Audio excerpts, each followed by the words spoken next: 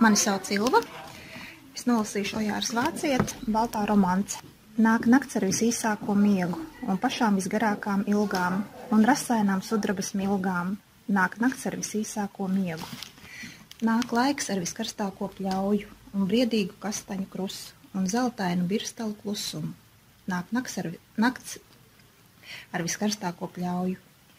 Kā sienāžu dziesma pār sniegu, tu atnāc un paliec un skani. Caur pasauli visu un mani, kā sienāžu dziesma pār sniegu.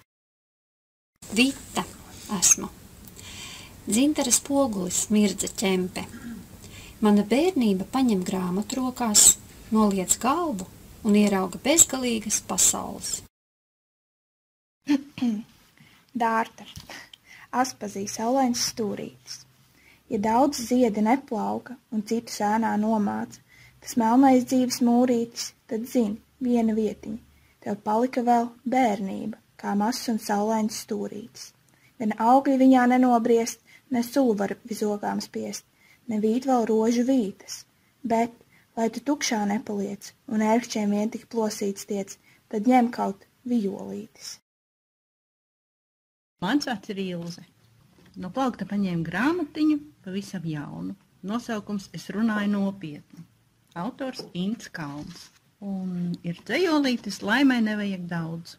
Laimai jau nevajag daudz, vien labos vārdus, kas sirdī. Smaidu, kas aicina līdzi un sauc, un draugus sev līdzās, lai dzirdi. Zanda Pelše. Ojārs Vācietis. Bet cilvēku mīlestība stāv tam visam pāri, varavīkšņojot, un līst no acīm tīrus mazgājošā svētā duša.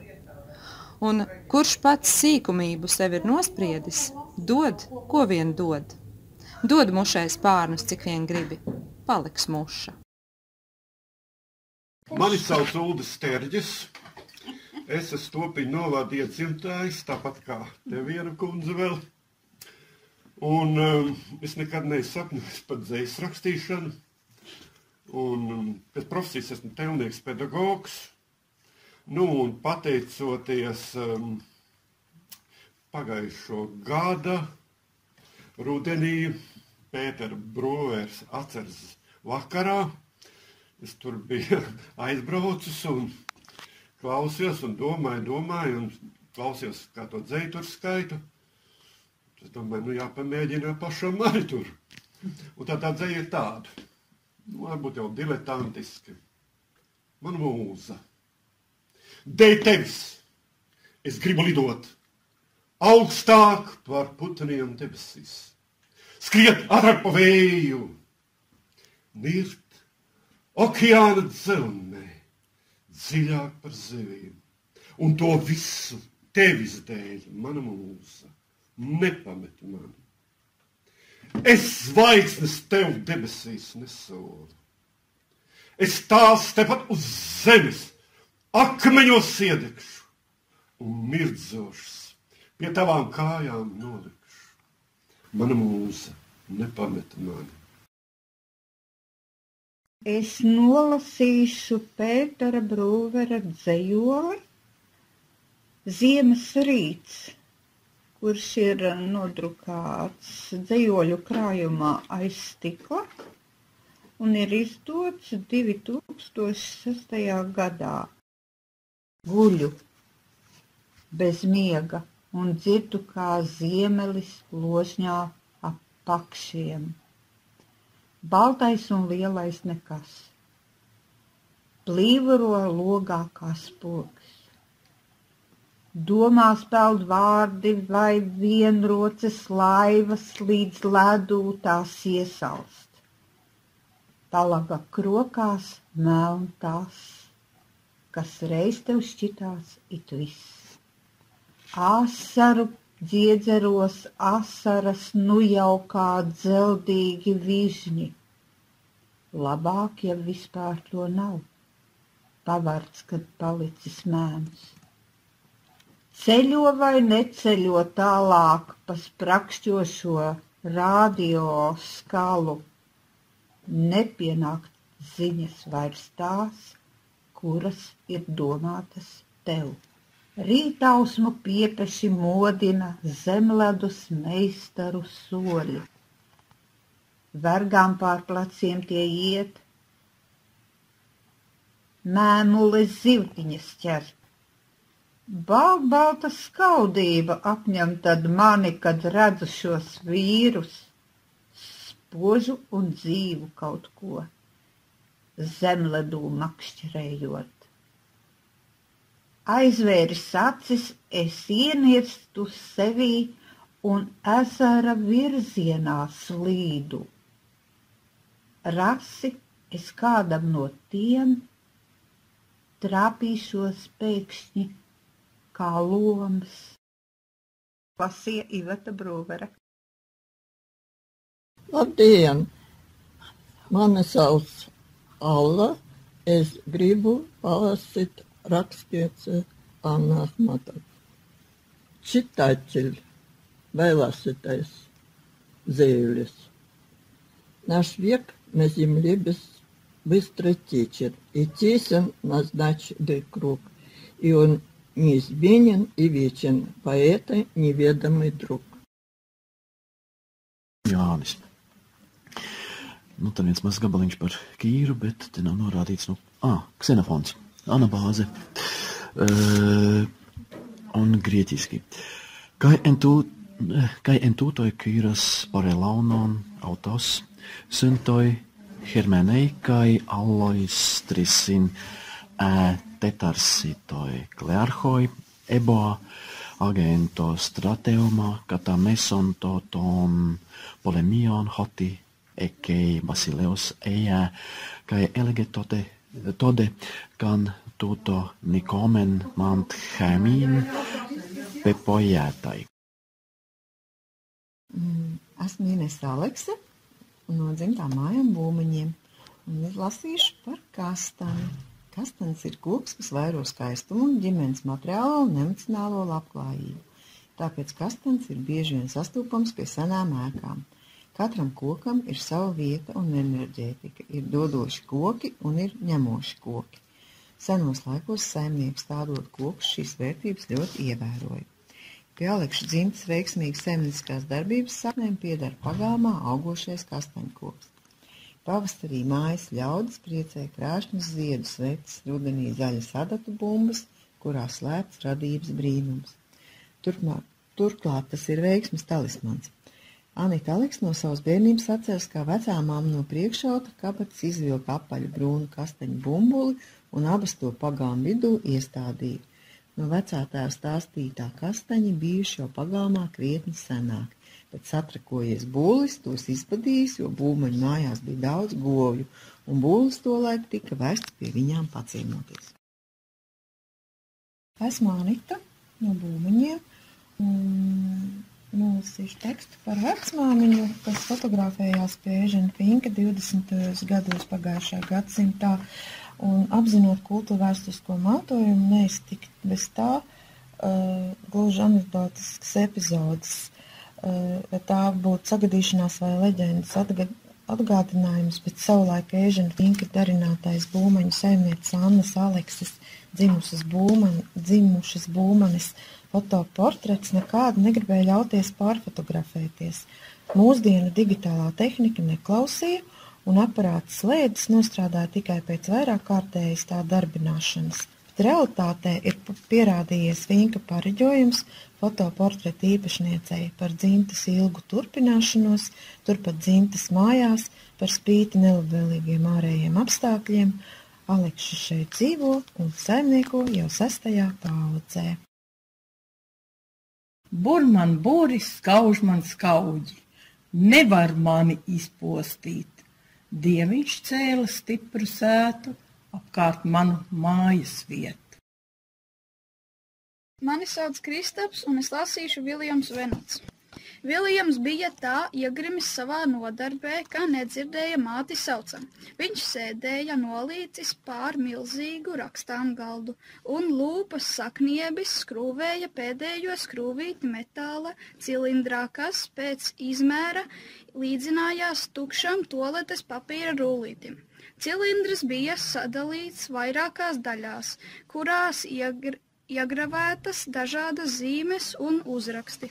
Es lasīšu Nikijas dienas grāmatu. Vakar pusdienu pārtraukumā es pastāstīju Holijai un Zojai par savu mīlestības slimību un visu, kas noticis starp mani un Brendonu. Viņas bija ļoti atbalstošas un cieši mani apskāva. Mani sauc Elīze, un es šodien izlasīšu fragmentu no Lotas dienas grāmatas, un tad man bija jādodas uz mūzikas klasi pie Marksa kunga, un pa ceļam man kājas kļuva pavisam grīlīgas. Un es jau sāku domāt, vai nevajadzētu iespiest to līdz durvīs pirkstu, jo tad es nevarētu spēlēt, bet tomēr to neuzdrošinājos. Es lasīšu Karlsons, kas dzīvo uz jumta, lido atkal. Pasaulē ir liela, un tajā atrodas daudz māju. Tajā ir lielas mājas un mazas mājas, skaistas mājas un neglītas mājas. Vecas mājas un jaunās mājas.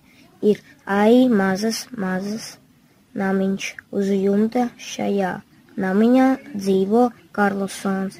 Pēc viņa domām tā ir pasaules labākā māja. Mani sauc Līne, un es lasīšu no grāmatas Savādais atgadījums ar suni naktī. Mani sauc Kristofers Džons Francis Brūns, un es zinu visas pasaules valstis un to galvaspilsētas un ikvienu pirmskaiti pirms 7507. Kad pirms 8 gadiem pirmo reizi satiku Šivanu, viņa man parādīja šo bildīti. Un es sapratu, ka tas nozīmē bēdīgs. Tā es jūtos atradis beigto suni. Mani sauc Matīs, un šodien es nolasīšu fragmentu no Sikspārņas. Nogriežot par retai sēnei, kas neaug uz skudru takām. Silvestrs drīz vien sasniedz strautu ar kritušiem kokiem ik pa gabaliem. Aizdambēts tas bruzguļoja līču oču un skatienu pazuda egļu audzē. Šeit brāļikam likās interesantāk nekā sēņot. Varēja novilkt trasā izmērcētās krosens, iebrist ravainajā ūdenī un ļaut sīkām zivtiņām ņūdoties ap stilbiem. Gustavs, raganis, liktiņa zobens. Rati sāk ripot uz puķa pusi. Noķērēm gan tev tīkls, breksīt. Ieārojos kozaiets. Tūdaļ mēs tev zvīņas nokasīsim. Esmu Ginta Zalcmane. Es esmu atradusi brīnišķīgu grāmatu Anšlaus Eglītes Cilvēks no mēnesis. Patiesībā tā ir mana mīļākā grāmata, un es viņu dikti meklēju plauktos. Atradusi, es tā varan nopriecājos. Ģēdiminas šeit stāsta grāmatas galvenais varonis. Es nezinu, kas ir māksla. Mākslas spodrā zvaigzne ir tik ļoti iejukus pārējās, ka sasodīti viegli pārskatīties. Mākslai nav ne robežu, ne arī kādu noteiktu pazīmju. Bieži vien māksla sākas tikai tur, kur tiek pārkāpts kāds no tās mūžīgiem likumiem.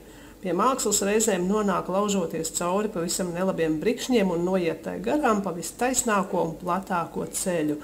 Māksla ir ļoti netaisna. Viscildenākā dvēsele var ielikt savā mūža darbā šķīstāko sajūsmu un karstākās sirds asinis, derīgākās atziņas un krietnākās pamācības un radīt tikai negaumīgas un nederīgas blēņas, bet nelietīgas šķelmis vai pusjūtas nelga sagrūž kaut ko ākstīdamies vai pat zaimodams un raugi, tur tā pēkšņi iezibas mūžīgā, nodevīgā māksla. Tā ir grāmata, bet šī ir brīnišķīga biblioteka, un man ir tāds prieks, ka es te varu vienmēr atnākt. Mani sauc Vita, un būs citāts no Jetes dienu grāmata. Daudz kas būtu citādi, ja cilvēki biežāk cilvēcīgi sarunātos, bet cik ir brīžu, kad mēs varam sevi atklāt, mēs nesājam maskas, mēs paslēpjam zem tām ne jau tikai negatīvo, aiz tām paslēpjas arī maigums, sirsnība un dvēseles skaidrība.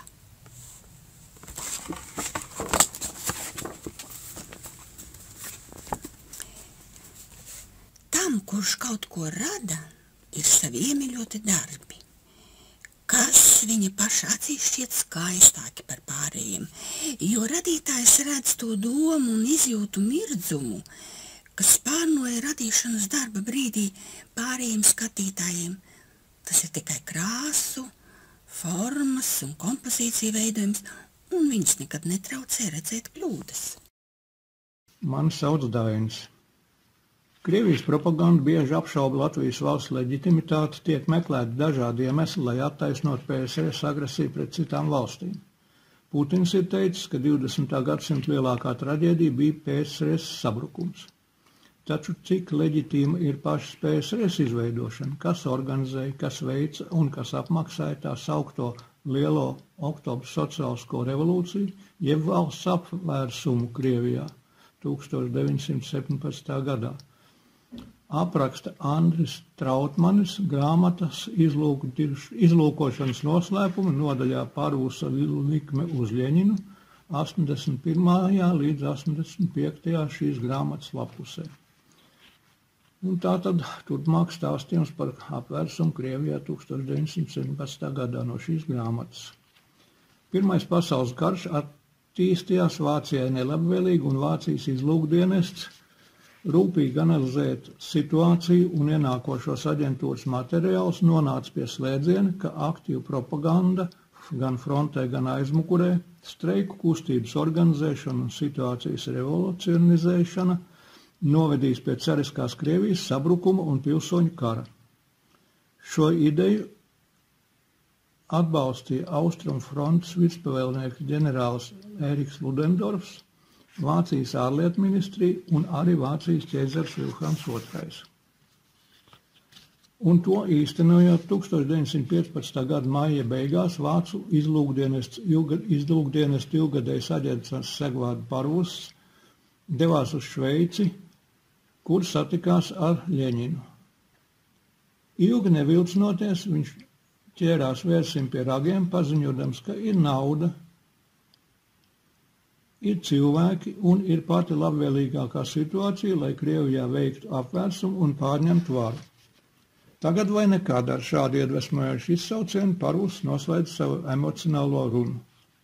Naudas plūsmas un līdzgaitnieku atbalsta iedrošināts Ļeņins beidzot pieņēma Parvusa plānu par apvērsumu realizēšanu un varas sagrābšanu Krievijā.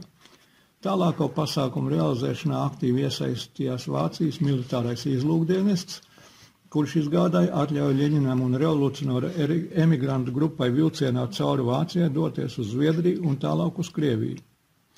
Un 1917. gada 21. aprīlī Vācijas militārais izlūkdienests ziņoja ārlietu ministrijai Berlīnā.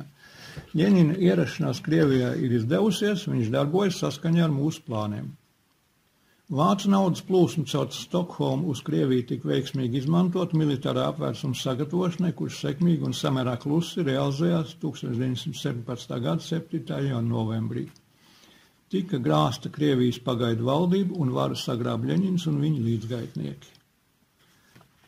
Pēc ģenerāļa Ērika Ludendorfa aprēķiniem militārā izlūkdienesta plāna realizēšanai, ieskaitot apvērsumu, etnisko teritoriju atšķelšanu un pilsoņu kara uzsākšanu, tika izlietot vairāk nekā 70 miljonu vācu marku.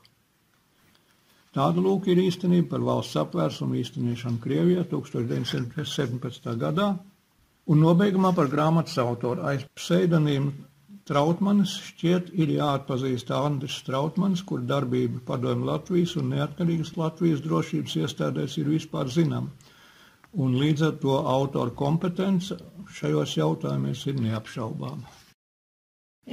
Esmu Jausma, ilgadīga bibliotekas lasītāja, un paņēmu arī uz mājām lasīšanai grāmatiņu Ceļojums uz Kaprī. Kaprīs sala ir, mans tāds, laikam jau nepiepildīts sapnis pabūt Kaprīs salā, bet ar lielu interesi vienmēr lasu kaut kādas materiālas grāmatas vai par ceļojumu piezīmes uz Kaprīs salu. Nolasīšu pašu sākumu grāmatē. Krīt lielas, baltas, zvaigžņveidīgas sniegpārslas. Ieķeras manos rudajos matos, tikai uz mirkli veidojot tādu kā princeses diadēmu. Tad izkūst un ledainām lāsēm rit leju pa manu skaustu. Esmu Ramona Bandona un nolasīšu jums citātu no Gunāra Priedes lugu izlases Sēnes un sienas. Man trāpījās traģikomēdija 2 cēlienos mācību trauksme. Daktere Jumtiņa, bet biblioteka ar lasītavu, ko mūsu slimnieki tik labprāt apmeklē. Kā tad ar to? Pūpola. Esiet mierīgi, daktari. Rajona iestādes palīdzēs gan ar transportu, gan ar cilvēkiem, tā ka visas jūsu grāmatas drīz vien atradīsies galvenā korpusa zālē, vai kur citur pēc jūsu ieskatu. Sākam. Paskatās pulkstenī. Pulksten 12:00 mājai jābūt tukšai, tīrai un ar 9 saklātām guļvietām. Daudz punkts.